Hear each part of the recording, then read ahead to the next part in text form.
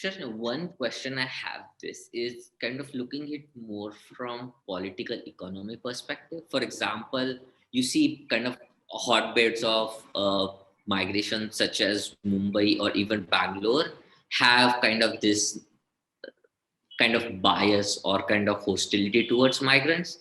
And if the kind of state resources which are so fraught over, once they start getting dished towards migrants, wouldn't that be something that a political issue then for a lot of states? For example, I'm thinking of Mumbai, where there is a lot of hostility towards migrants coming from UP and Bihar.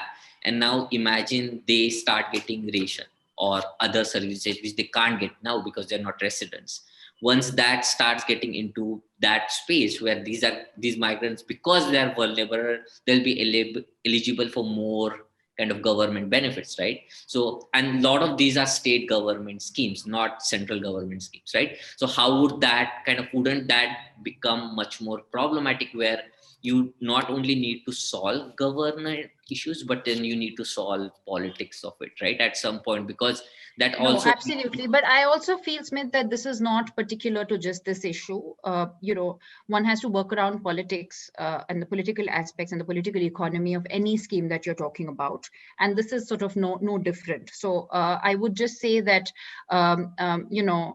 here's where I really do feel that the central government has more of a role to play, because to ensure this level of interstate coordination where and at the same time ensure that the rights of any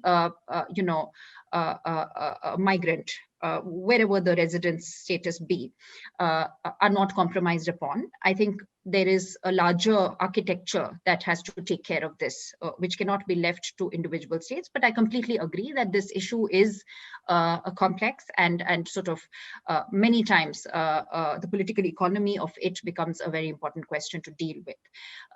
But to your previous question on where is JPAL's research contributing to, or sort of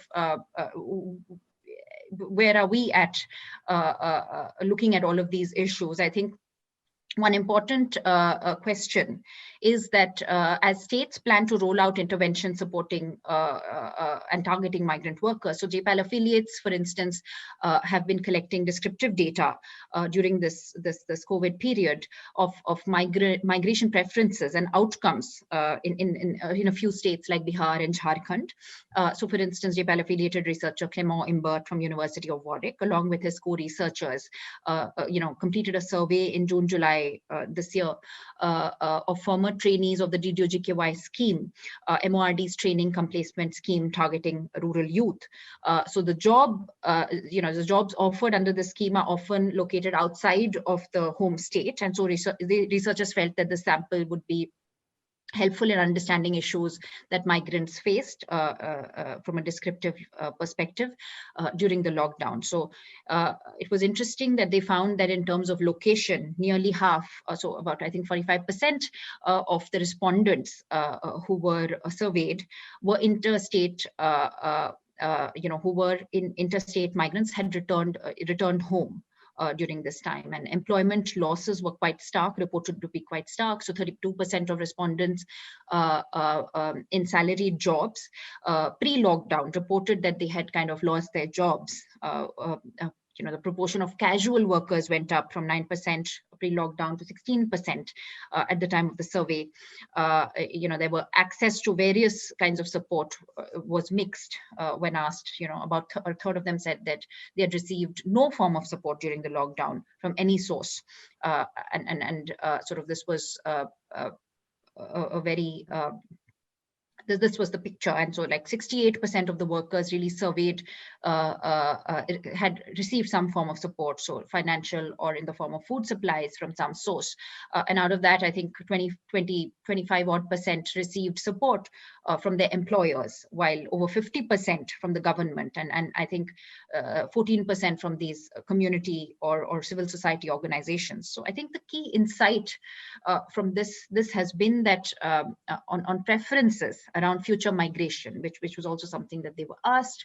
So willingness to migrate dependent on their previous migration experience. So about a third of them, of the workers surveyed, were willing to stay outside their home state after lockdown, and they stated so.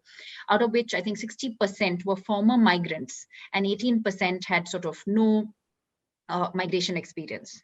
And I think one other very important thing was that women were less willing to move, like only 37% of them, as compared to the male counterparts, which was closer to 70% of them reported that they were willing to move. So I think this is the sort of work I think the DeepAL can do, because this was not an RCT, it was a descriptive survey, but I think it goes a long way to provide insights on what really is going on in the ground, and such insights can provide some quick database insights to governments of what issue needs to be targeted while looking into designing support programs.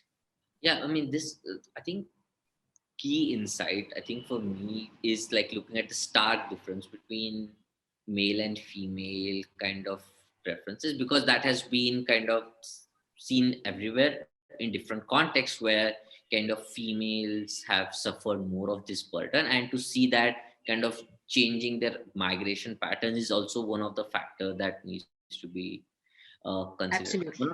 One of the things that we also did follow up survey to one of the RCTs where we were doing on financial inclusion, and I think there are very interesting juxtaposition here to compare to what you're seeing. So we did RCT in Shahi Export, which is a largest garment export house in India, and we're trying to do digital remittance training for migrants who had come to, many of them had come to DDU GKS scheme to this country. And a lot of these women, many of them young, like in their 20s, stay in the hostels provided by the company, right?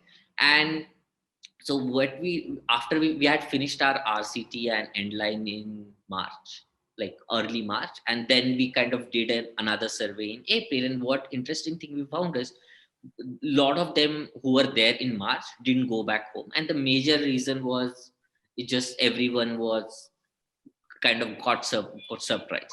But when we surveyed them in June, not a lot of them wanted to go back home. The key reason was in the hostels we were talking to them. So the hostel provider, the NGO which was providing, was kind of making sure that they get their supplies, food, everything. And then they got a job security from the firm saying that, hey, we are going to pay you for this period and then we'll go. So then very few of the women, even after this lockdown, said that they wanted to go back home.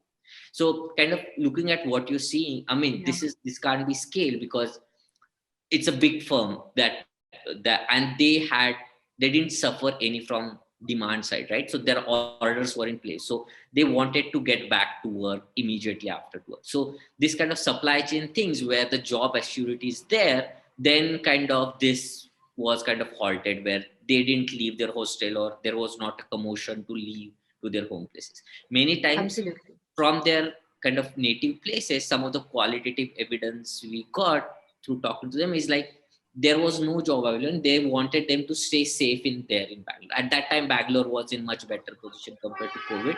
So kind of that shows how kind of support systems, even firms based support system, which are not in like, which are from goodwill, but those also serve firms good interest. Like they wanted workers to be there when in May they started their business, right? So I think that shows how this informal sector or job losses we have because of low kind of security for workers kind of just show these different things. No, absolutely. The demand side of things is such an important component of this equation. And sort of, I think, increasingly firms are prioritizing worker welfare and seeing that as critical to their productivity and existence. So I think that's a very important side of things that you clearly, I think that would be very useful to look at this work as well.